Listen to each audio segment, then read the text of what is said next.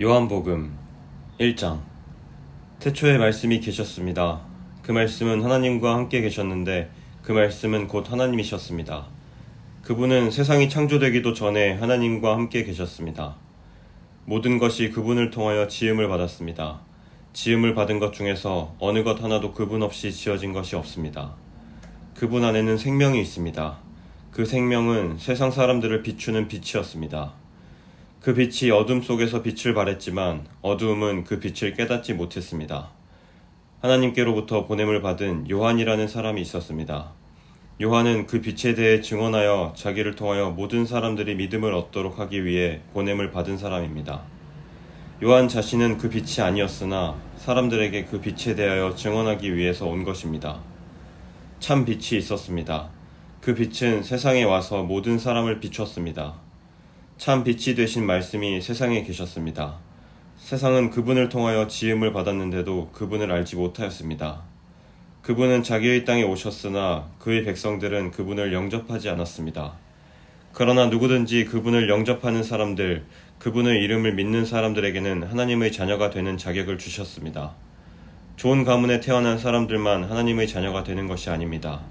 또한 어떤 사람들이 계획이나 바람에 의해서 그리고 그들이 조상으로 말미암아 하나님의 자녀가 된 것도 아닙니다. 다만 그들은 하나님 자신이 그들의 아버지라는 사실 때문에 하나님의 자녀가 된 것입니다. 말씀이 사람이 되셔서 우리 가운데에서 사셨습니다. 우리는 그분의 영광을 보았습니다. 그 영광은 오직 아버지의 독생자만이 가질 수 있는 영광이었습니다. 그 말씀은 은혜와 진리로 충만해 있었습니다. 요한이 그분에 대해서 증언하며 외쳤습니다. 내가 전에 내 뒤에 오시는 분이 계시는데 그분이 나보다 더 위대하신 것은 내가 태어나기 전에 존재하셨기 때문이다 라고 말했는데 이분이 바로 내가 말한 그분이다. 그분의 충만하신 것에서 우리 모두는 넘치는 은혜를 받았습니다. 그것은 율법이 모세를 통해 주어졌지만 은혜와 진리는 예수 그리스도를 통하여 왔기 때문입니다. 지금까지 하나님을 본 사람은 아무도 없었습니다.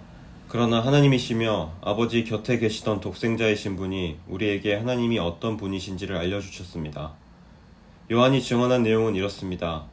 예루살렘에 사는 유대인들이 제사장과 레위인 몇 사람을 요한에게 보내어 당신은 누구십니까? 라고 묻게 했습니다. 요한은 그 질문에 거절하지 않고 대답했습니다. 그는 분명하게 말했습니다. 나는 그리스도가 아닙니다. 그러자 그 사람들이 요한에게 물었습니다. 그럼 도대체 당신은 누구십니까? 엘리야입니까? 요한이 대답했습니다. 아니요, 나는 엘리야가 아닙니다. 그러자 그 사람들이 물었습니다. 장차 오시기로 한 그 예언자입니까? 요한은 또 대답했습니다. 아닙니다. 그러자 그들이 요한에게 말하였습니다. 그렇다면 당신은 누구십니까? 우리는 우리를 보낸 사람들에게 보고해야 합니다. 대답해 주십시오. 당신은 자신을 무엇이라고 생각하십니까? 요한은 그 사람들에게 이사야 선지자의 말씀을 인용하여 대답했습니다. 나는 광야에서 주님을 위하여 길을 곧게 만들어라 하고 외치는 사람의 소리입니다. 보냄을 받은 유대 사람들 중에는 바리새인이 보낸 사람이 있었습니다. 그 사람들이 요한에게 물었습니다. 당신이 그리스도도 아니고 엘리야도 아니고 예언자도 아니라면 왜 사람들에게 세례를 줍니까? 요한이 대답했습니다. 나는 사람들에게 물로 세례를 줍니다. 그러나 여러분 가운데 여러분이 알지 못하는 한 사람이 서 계십니다. 그분은 내 뒤에 오시는 분이지만 나는 그분의 신발끈을 풀 자격도 없는 사람입니다. 이 모든 것은 요한이 세례를 주던 요단강 동편 베다니에서 일어난 일이었습니다. 다음날 요한은 자기에게 오시는 예수님을 보고 이렇게 말했습니다. 보십시오. 세상 죄를 지고 가시는 하나님의 어린 양이십니다. 이분이 바로 내가 내 뒤에 오시지만 그분이 나보다 더 위대하신 것은 내가 태어나기 전에 존재하셨기 때문이다 라고 말했던 분입니다. 나도 이분이 누구신지를 알지 못했습니다. 그러나 내가 물로 세례를 주러 온 이유는 이분을 이스라엘 백성들에게 알리기 위해서입니다. 또 요한이 증거했습니다. 나는 성령께서 비둘기처럼 하늘로부터 내려와 그분 위에 머물러 계신 것을 보았습니다. 나 역시 그분이 그리스도이신 것을 알지 못하였습니다. 그러나 나를 보내어 물로 세례를 주라고 하신 분이 너는 그 어떤 사람에게 성령이 내려와 그 위에 머무르는 것을 보면 그 사람이 성령으로 세례를 주실 바로 그분인 줄 알아라 하고 말씀하셨습니다. 나는 그분이 하나님의 아들이신 것을 보았고 그분이 바로 하나님의 아들이라고 증언하였습니다. 그 다음날 요한은 제자 두 사람과 함께 다시 그 자리에 서 있었습니다. 그는 예수님께서 지나가시는 것을 보고 말했습니다. 보아라, 하나님의 어린 양이시다. 제자 두 사람이 요한이 이렇게 말하는 것을 듣고 예수님을 따라갔습니다. 예수님께서는 몸을 돌려 자기를 따라오는 두 사람을 돌아보며 물으셨습니다. 원하는 것이 무엇이냐? 그들은 랍비님, 사시는 곳이 어디입니까? 라고 말했습니다. 랍비라는 말은 선생이라는 뜻입니다. 예수님께서 와서 보아라 하고 대답하셨습니다. 그래서 두 사람은 예수님과 함께 갔습니다. 그들은 예수님께서 머무르시는 것을 보았고 그날 예수님과 함께 그곳에서 지냈습니다. 때는 오후 4시쯤이었습니다. 요한에게서 예수님에 대한 이야기를 듣고 예수님을 따른 두 제자 중 한 사람은 시몬 베드로의 동생 안드레였습니다. 안드레가 첫 번째 한 일은 그의 형 시몬을 찾은 일이었습니다. 그는 시몬에게 우리가 메시아를 찾았어 라고 말했습니다. 메시아란 그리스도를 가리키는 말입니다. 그리고 나서 안드레는 시몬을 예수님께 데려왔습니다. 예수님께서는 시몬을 보시고 내가 요한의 아들 시몬이구나. 이제 너를 게바라고 부르겠다 라고 말씀하셨습니다. 게바란 베드로란 뜻입니다. 다음날 예수님께서는 갈릴리로 가기를 원하셨습니다.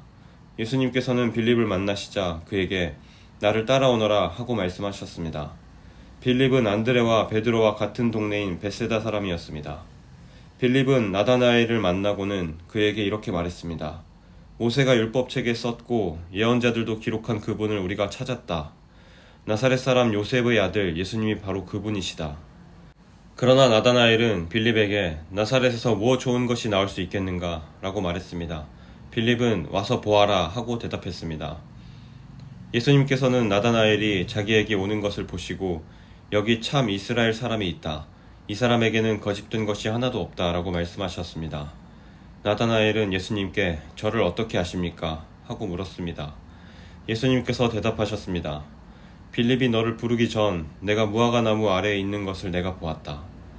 나다나엘은 예수님께 선생님, 당신은 하나님의 아들이시며 이스라엘의 왕이십니다. 라고 대답했습니다. 예수님께서는 나다나엘에게 내가 무화과 나무 아래에 있는 것을 내가 보았다고 말해서 나를 믿느냐? 그러나 너는 그것보다 더 큰 일을 보게 될 것이다. 라고 대답하셨습니다. 그리고 그들에게 내가 너희에게 진리를 말한다. 너희는 하늘이 열리고 하나님의 천사들이 인자 위에서 오르락 내리락 하는 것을 보게 될 것이다. 라고 말씀하셨습니다. 2장 3일째 되던 날에 갈릴리에 있는 가나라는 마을에서 결혼식이 열렸습니다. 예수님의 어머니도 결혼식에 참석하였고 예수님과 그분의 제자들도 결혼식에 초대받았습니다. 포도주가 바닥났을 때 예수님의 어머니가 예수님께 이 집의 포도주가 다 떨어졌구나 라고 말해주었습니다. 예수님께서는 어머니, 왜 저에게 이런 부탁을 하십니까? 저희 때가 아직 오지 않았습니다. 라고 대답하셨습니다. 예수님의 어머니는 하인들에게 그분이 시키는 일은 무엇이든지 하여라 하고 말해두었습니다. 그 집에는 돌로 만든 물 항아리가 6개 있었습니다. 이 항아리는 유대인들이 정결 예식에 사용하는 항아리들이었습니다. 그것은 각각 물 2-3동이를 담을 수 있는 항아리였습니다. 예수님께서 하인들에게 항아리에 물을 채워라 하고 말씀하셨습니다. 하인들은 항아리에 물을 가득 채웠습니다. 그러자 예수님께서는 그들에게 자, 이제 그것을 퍼다가 잔치를 주관하는 사람에게 갖다 주어라 하고 말씀하셨습니다. 하인들은 물을 떠서 잔치를 주관하는 사람에게 갖다 주었습니다. 하인이 떠다 준 물을 잔치를 주관하는 사람이 맛보았을 때 그 물은 포도주가 되어 있었습니다. 그는 그 포도주가 어디서 난 것인지 알지 못하였지만 물을 가져온 하인들은 알고 있었습니다. 잔치를 주관하는 사람은 신랑을 불렀습니다. 그리고 그에게 사람들은 항상 처음에 좋은 포도주를 내놓고 손님들이 취한 다음에는 값싼 포도주를 내놓는 법인데 당신은 지금까지 가장 좋은 포도주를 보관하고 계셨군요. 하고 말하였습니다. 예수님께서는 이 첫 번째 표적을 갈릴리 가나에서 행하셨으며 거기서 그의 영광을 보여주셨습니다. 그러자 그의 제자들이 그를 믿게 되었습니다.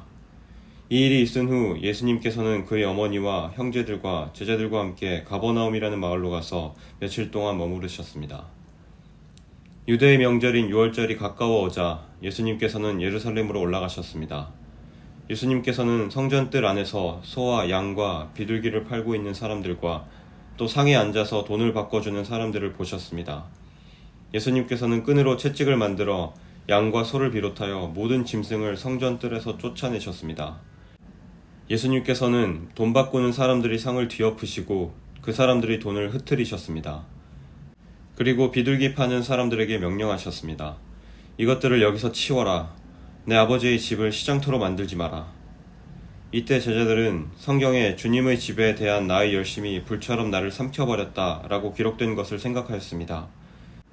유대인들은 예수님께 당신은 당신에게 이런 일들을 행할 권리가 있다는 것을 증명할 무슨 표적을 행할 수 있습니까? 하고 물었습니다. 예수님께서는 이 성전을 허물어라. 그러면 내가 3일 만에 이것을 다시 세우겠다 라고 대답하셨습니다. 그러자 유대인들은 이 성전을 건축하는 데 46년이 걸렸는데 당신이 3일 만에 다시 세우겠다는 겁니까? 라고 반문했습니다. 그러나 예수님께서 말씀하신 성전은 그분 자신의 몸을 가리키는 것이었습니다. 예수님께서 죽은 자들 가운데서 부활하신 후에 그분의 제자들은 예수님께서 이렇게 말씀하신 것을 기억하였고 그들은 성경과 예수님께서 하신 말씀을 믿었습니다. 예수님께서 예루살렘에 계시는 6월절 기간 동안 많은 사람들이 그분이 행하시는 표적을 보고 예수님을 믿었습니다. 그러나 예수님께서는 모든 사람을 알고 계셨기 때문에 자기 자신을 그 사람들에게 맡기지 않으셨습니다. 예수님께서는 사람들의 마음속에 무엇이 들어있는지 알고 계셨기 때문에 사람에 대해서 어느 누구의 증언이 필요가 없었습니다. 3장 바리새인들 중에 니고데모라는 사람이 있었습니다. 그는 유대 공의회 의원 중 한 사람이었습니다. 어느 날 밤 니고데모가 예수님을 찾아왔습니다. 그는 선생님, 우리는 당신이 하나님께로부터 오신 선생님이라는 것을 압니다. 하나님께서 함께 하시지 않는다면 아무도 선생님께서 하셨던 일들을 행할 수 없습니다. 라고 말했습니다. 예수님께서 대답하셨습니다. 내가 너에게 진리를 말한다. 누구든지 다시 태어나지 않으면 하나님의 나라를 볼 수 없다. 니고데모가 예수님께 물었습니다. 사람이 이미 나이가 많아 어른이 되었는데 어떻게 다시 태어날 수 있겠습니까? 어머니의 태 안에 다시 들어가 2번씩이나 태어날 수 있겠습니까? 예수님께서는 이렇게 대답하셨습니다. 내가 너에게 진리를 말한다. 누구든지 물과 성령으로 태어나지 않는다면 그 사람은 하나님 나라에 들어갈 수 없다. 사람이 육체적으로는 그의 부모로부터 태어나지만 영적으로는 성령으로부터 태어난다. 내가 너에게 다시 태어나야 한다라고 말한 것에 너무 놀라지 마라. 바람은 제 맘대로 부는 법이다. 너는 바람 부는 소리는 듣지만 그 바람이 어디서부터 와서 어디로 가는지는 알지 못한다. 성령으로 다시 태어나는 모든 사람도 이와 같다. 니고데모는 이런 일이 어떻게 가능할 수 있습니까? 라고 물었습니다. 예수님께서 대답하셨습니다. 너는 이스라엘의 선생인데도 이 일들을 이해하지 못하느냐? 내가 너희에게 진리를 말한다. 우리는 우리가 아는 것을 말하고 우리가 본 것을 증언한다. 그러나 너희는 우리가 증언한 것을 받아들이지 않고 있다. 내가 너희에게 이 세상 일들에 대해 말했는데도 너희는 나를 믿지 않는데 내가 너희에게 하늘의 일들을 말한다면 너희가 어떻게 믿겠느냐? 하늘에서 내려온 사람, 곧 인자 외에는 하늘에 올라간 사람이 아무도 없다. 모세가 광야에서 뱀을 높이 들었던 것처럼 인자도 들려야 한다. 그것은 그를 믿는 사람들에게 영생을 얻게 하기 위해서이다. 이와 같이 하나님께서는 세상을 사랑하여 독생자를 주셨다. 이는 누구든지 그의 아들을 믿는 사람은 멸망하지 않고 영생을 얻게 하려 하심이다. 하나님께서는 세상을 심판하시기 위해 그의 아들을 세상에 보내신 것이 아니라 자기 아들을 통하여 세상을 구원하시기 위해 아들을 보내신 것이다. 하나님의 아들을 믿는 사람은 유죄 판결을 받지 않는다. 그러나 그를 믿지 않는 사람은 이미 유죄 판결을 받은 것이다. 그것은 사람이 하나님의 독생자의 이름을 믿지 않았기 때문이다. 판결 내용은 이렇다. 빛이 세상에 와 있지만 사람들은 빛보다는 어두움을 더 좋아하였다는 것이다. 그들이 어두움을 더 좋아하는 것은 그들의 행위가 악하기 때문이다. 악을 행하는 사람마다 빛을 미워하며 또한 빛으로 말미암아 자기의 행위가 폭로되는 것이 두려워 빛을 향해 나오지 않는다.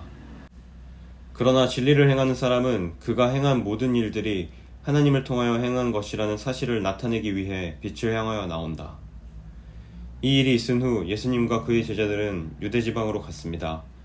예수님께서는 거기서 그의 제자들과 함께 머무르시면서 사람들에게 세례를 주셨습니다. 세례자 요한도 살렘 근처에 있는 에논에서 세례를 주었습니다. 이는 그곳에 물이 많고 사람들도 계속해서 자기에게 나아왔기 때문입니다. 이때는 요한이 아직 감옥에 갇히기 전이었습니다. 요한의 제자들 중 몇 사람과 유대인 사이에 정결 예법에 대한 논쟁이 벌어졌습니다. 그래서 그들은 요한에게 와서 선생님, 요단강 동편에서 선생님과 함께 계시던 분, 즉 선생님께서 이전에 증언하셨던 그분이 지금 세례를 주고 계시며 모든 사람들이 그분에게로 가고 있습니다. 라고 말했습니다. 요한이 대답했습니다. 하늘의 하나님께서 주지 않으시면 사람은 아무것도 받을 수 없다. 너희들은 나는 그리스도가 아니며 그분보다 앞서 보냄을 받은 사람이다 라고 말한 것을 들은 증인들이다. 신부의 주인은 신랑이다. 신랑을 기다리며 그가 오는 소리에 귀를 기울이는 신랑의 친구는 신랑의 소리를 듣고 대단히 기뻐한다. 나의 기쁨도 이와 똑같은 것이다. 나의 기쁨이 이제 이루어졌다. 그분은 점점 더 위대해질 것이고 나는 점점 더 사람들의 관심에서 멀어지게 될 것이다. 위로부터 오신 분은 모든 것 위에 계신 분이다. 땅으로부터 온 사람은 땅에 속하여 땅의 일을 말한다. 그러나 하늘로부터 오신 분은 모든 것 위에 계신 분이다. 그분은 그가 보고 들었던 것을 증언하신다. 그러나 아무도 그분의 증언을 받아들이지 않는다. 그분의 증거를 받아들이는 사람은 하나님이 참되신 분이라는 사실을 인정한다. 하나님께서 보내신 그분은 하나님의 말씀을 전하신다. 하나님께서는 그분에게 성령을 한없이 주셨다. 아버지는 아들을 사랑하셔서 모든 것을 그의 손에 맡기셨다. 아들을 믿는 사람은 영생이 있지만 아들을 거역하는 사람은 생명을 보지 못하고 도리어 그에게 하나님의 진노가 있을 것이다.